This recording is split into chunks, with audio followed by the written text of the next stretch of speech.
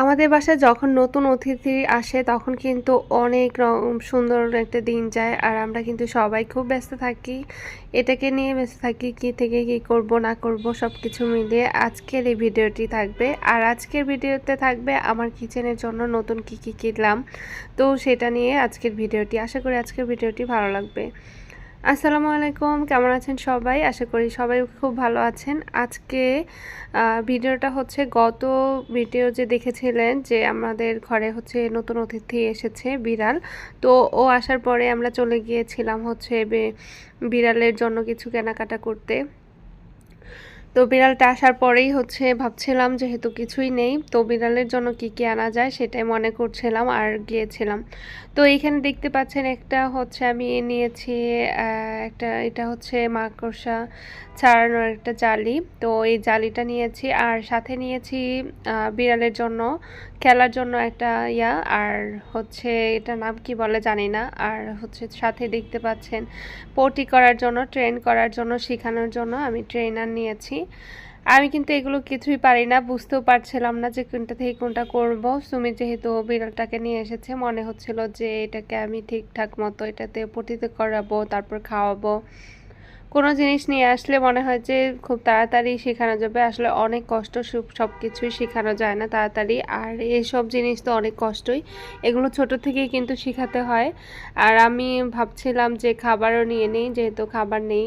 খাবার কিছু এনেছে, তারপরে কিছু ক্যাট ফুড কিনে নিয়ে আসলাম। আর যেহেতু আম শেষ হয়ে যাবে আমটাও নিয়ে আসলাম, কিছু 2 কেজির মতো আম নিয়ে এসেছি। আপনাদের ভাইয়া কিন্তু অনেক অনেক আম এনেছে, কয়েকদিন ধরে কিন্তু আম নেই। তো মনে হলো যে আমি যেহেতু বের হয়েছি একটু আমটাও নিয়ে নিই। আর সাথে কিন্তু আমার একটা কিচেনের র্যাক ছিল, খেয়াল করেছেন কিনা জানি না। তো ওই র্যাকটাও আমি দেখাবো যে কি র্যাকটা কিনেছি। তো বাসায় আসার পরে নতুন অতিথিকে কিন্তু সবাই খুব ভালোভাবে আমরা আমন্ত্রণ করেছি, তারপর কোলে নিয়েছি, যতটা পারি ততটাই কিন্তু আদর টাদর করে তারপর রেখেছি ওকে। আমি কিন্তু তেমন একটা বিড়াল আদর যে করব কোলে নিতেই পারি না, অনেক ভয় পাই। দূর থেকে আদর করি, খাবার দিই, ঠিকঠাক মতো সব কিছুই করি। ওরা কিন্তু এনে দেয়, শুধু এটুকুতেই ব্যস্ত। আর যা বাসায় করতে হয় সব কিছুই আমি করি।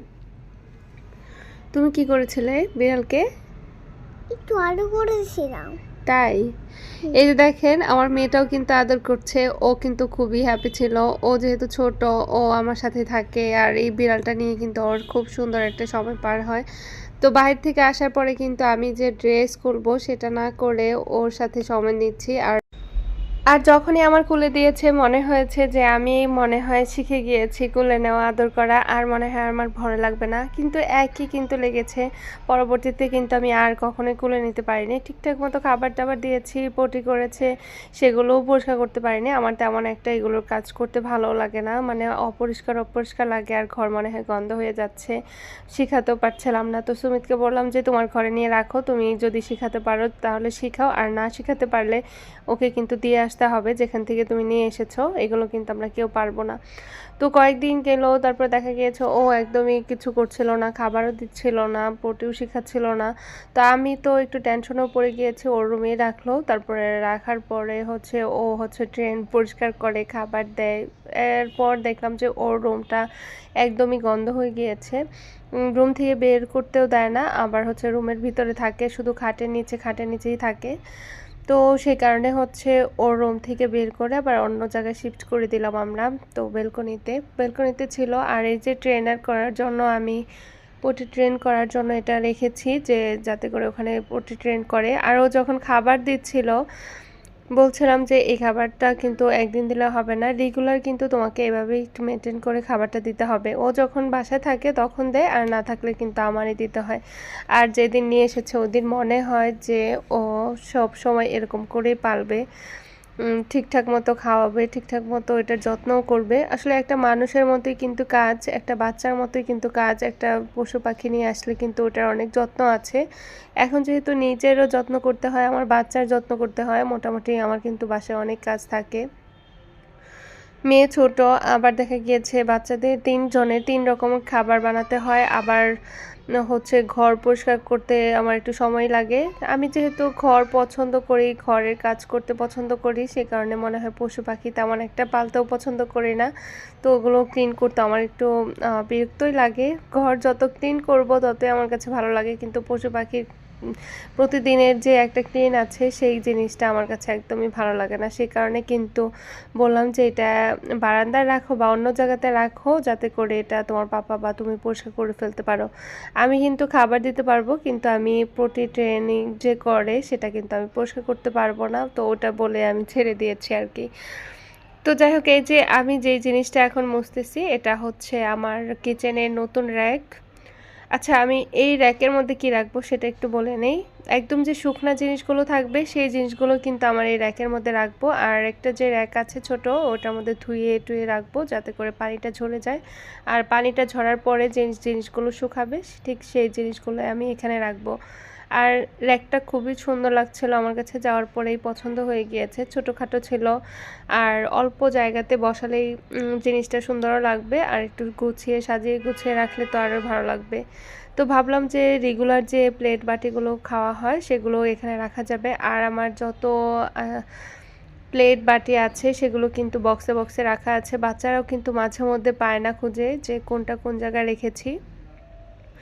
যেহেতু আমার ড্রয়ারগুলো হচ্ছে একদমই ঢাকা, মানে ওপরে কাচ না, গ্লাস না, তো সেই কারণে কিন্তু আমার বক্সের ভিতরে যেটা রাখি সেখানে থেকে কিন্তু বাচ্চারা বেরও করতে পারে না। তো মোটামুটি আমি এটার জন্য নিয়েছি এটা, যে আমার এর একটাতে শুধু রেগুলার প্রতিদিনের আমাদের যে খাবারের জিনিসগুলো আমরা রাখি, তো বাচ্চারা যেন একটু নিয়ে খেতে পারে বা বাটিগুলোও নিতে পারি, গ্লাস বা কাপগুলোও নিতে পারি। এই যে দেখেন, আমার যে বিড়ালটা এনেছি এটা কিন্তু ছোট ছেলের ঘরে এসে এরকম খাটের নিচে বসে আছে। এখানে যদি পটি করে মুতো করে সেটাও কিন্তু বলা যাবে না। ও কিন্তু একদমই চুপচাপ হয়ে বসে আছে, একদমই বের হচ্ছিল না। অনেকক্ষণ ধরে ডাকছিলাম যে বের হও বের হও। আর ওর নামটা রেখেছিলাম আমি ম্যাক্স, একবার বলি লিও, আবার দিয়েছিলাম হচ্ছে টাইগার। যখন যার যেটা ইচ্ছা তখনই কিন্তু সে সেটাই ডেকেছে। আমি বেশিরভাগই ডেকেছি লিও বা ম্যাক্স, এই দুইটাই বলেছে। আমার কাছে তো এই দুইটা নাম খুবই ভালো লেগেছিল। তো যাই হোক, আজকে আমি একটা রেসিপি তৈরি করব, সেটা হচ্ছে নুডলস দিয়ে একটা পাকোড়া তৈরি করব। আপনারা যদি নুডলস বাচ্চারা খেতে না চায়, বাচ্চারা আপনাদের, তো আপনারা হচ্ছে এই টেকনিকটা খাটিয়ে মানে পাকোড়া তৈরি করতে পারেন। আমার কাছে তো এটা খুবই ভালো লেগেছিল, ছোট বড় সবাই খেতে পারে এটা। তো এখানে আমি কি কি দিয়েছি সেটা একটু বলে নেই। তো এখানে হচ্ছে নুডলস, সিদ্ধ করা ম্যাগি নুডলসটা দিয়েছি, আর হলুদ মরিচ এগুলো দিব। একটু অল্প অল্প করে সব মশলা দিব, জিরার গুঁড়ো, ধনিয়া গুঁড়ো, মরিচের গুঁড়ো, হলুদের গুঁড়ো, আর একটু গরম মশলা দিব। আর এখানে হচ্ছে দিয়েছি আমি হচ্ছে মশলা, লুডুসের যে মশলাটা আছে সেটা, লবণ, আর হচ্ছে চাউলের গুঁড়া, আর একটু একটু করে অল্প অল্প সামান্য পরিমাণ করে হচ্ছে আদা রসুন, মানে একটু একটু করে সব কিছুই দেওয়া যাবে। আর লবণটা দিয়ে খুব ভালোভাবে আমি মেখে নিব। আর দেখতেই পাচ্ছেন এখানে আমি কিন্তু সব কিছু দিয়ে দিচ্ছি। যারা হচ্ছে নুডলস খেতে পছন্দ করেন না, মাঝে মধ্যে মনে হয় যে অন্য কিছু খেতে ইচ্ছে করছে কিন্তু ঘরে কিছুই নেই, শুধু ম্যাগি নুডলসটা পড়ে আছে, নুডলস রান্না করেও খেতে ইচ্ছে করছে না, তখন এরকম একটা পাকোড়া তৈরি করে খেতে পারেন। তো আমি হঠাৎ করেই এটাকে তৈরি করেছিলাম, মনে করেছিলাম কেমন না কেমন হবে। কিছু নুডলস সিদ্ধ ছিল, আবার কিছু নুডলস আমি সিদ্ধ করেও নিয়েছি যাতে করে আমার বাসায় সবাই খেতে পারে। আর হচ্ছে আমার বাচ্চাদের টিচারও চলে এসেছিল, তো হচ্ছে আসার পরে ভাবলাম যে কি থেকে কি দেব, কোনোটাই নেই, শুধু বিস্কিট চা দিলে কেমন লাগে, মাঝে মধ্যে এক এক সময় এক একটা দেই। আর আমার বাসায় কেউ আসলে বা টিচাররা আসলে একদমই যে খালি মুখে যাবে সেটা আমি কখনোই কল্পনাও করি না। মানে একটু হলেও কিছু না কিছু খেয়ে তারপরে বাসা থেকে বের হতে হবে, এটাই আমি সবসময় ট্রাই করি। এই যে দেখতে পাচ্ছেন আমি কিন্তু খুব সুন্দর করে হাত দিয়ে বড়ার মতো করে বানিয়ে, তারপরে আমার কড়াইটা গরম হওয়ার পরে তেল দিয়ে, এটা গরম হওয়ার পরে কিন্তু আমি এটা দিয়ে দিয়েছি একদমই বড়া ভাজার মতো। এটা কিন্তু পাকোড়া তৈরি হচ্ছে, ডুবা তেলেও ভাজতে পারেন, আমি একটু অল্প তেলে ভাজা ট্রাই করলাম। আর এটা কিন্তু এমনিতেই লেগে যাবে, যেহেতু এটার সাথে ডিম আছে, চালের গুঁড়া আছে, একটু মচমচেও হবে, একটু নরমও থাকবে, আবার একটু সফটও হবে ডিমের জন্য। আর পিঠাটা এত সুন্দর ছিল, এত সুন্দর ঘ্রাণ এসেছিল, মনে হচ্ছিল যে আমি অন্য ধরনের কোনো পিঠা বানাচ্ছি বা এটা অন্য কিছু বানাচ্ছি। এটা যে নুডলসের পাকোড়া বা এটা হচ্ছে কোনো ধরনের খাবার, সেটা আমি বুঝতেই পারছিলাম না। যে কাউকে দিলে কিন্তু এটা বুঝবে না।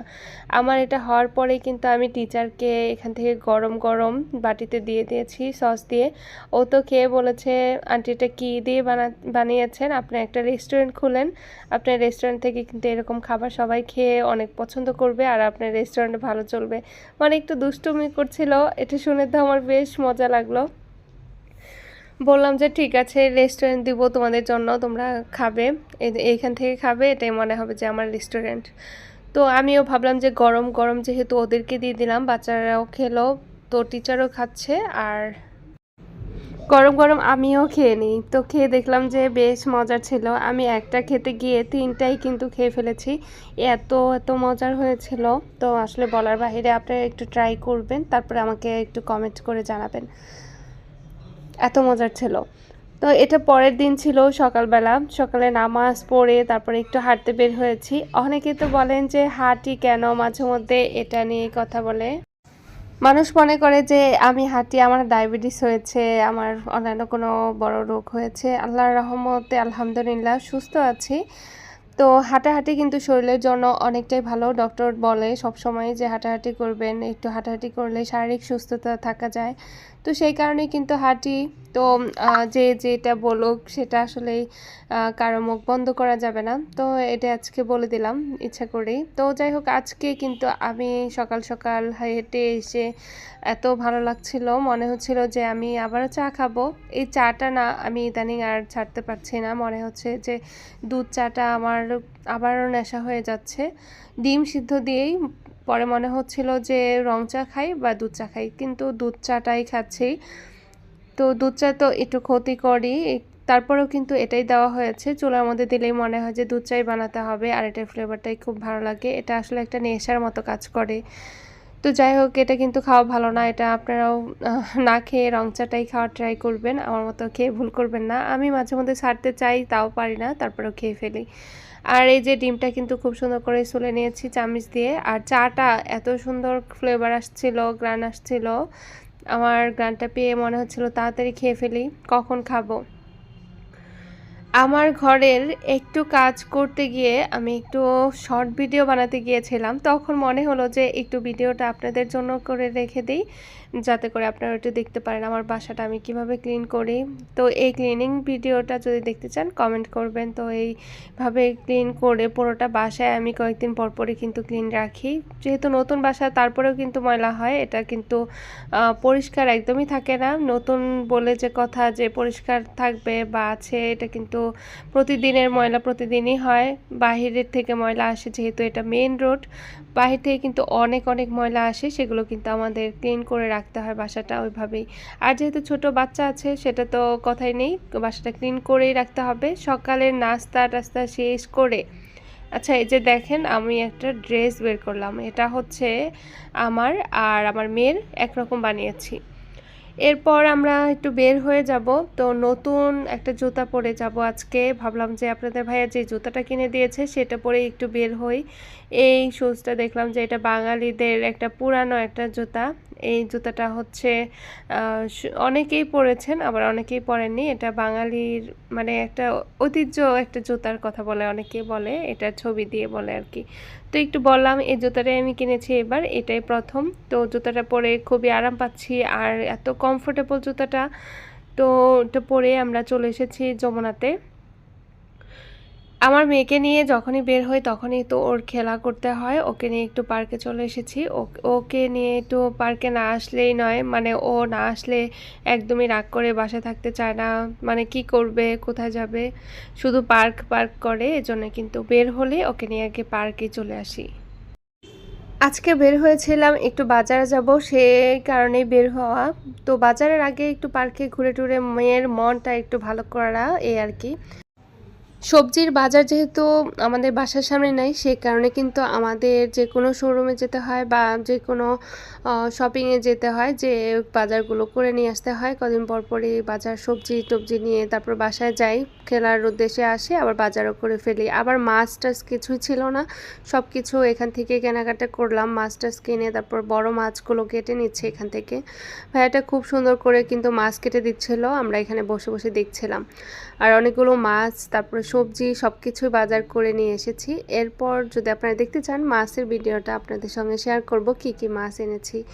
আর এই যে বেশ কিছু আমও নিয়ে এসেছে আপনাদের ভাইয়া, কিছু ফজলি, তারপর আমাদের জন্য হচ্ছে কিছু আম, মানে এখানে প্রায় 7 কেজির মতো আম। আর এই যে সবজি টবজি দিয়ে ভরা দেখতে পাচ্ছেন, 1 সপ্তাহের জন্য কিন্তু একবারে বাজার করে নিয়ে এসেছি। এগুলো কিন্তু গুছিয়ে তারপর রাখতে হবে ফ্রিজে, ধুয়ে মুছে শুকিয়ে তারপরে রেখে দেব, যাতে করে সবজিগুলো নষ্ট না হয়।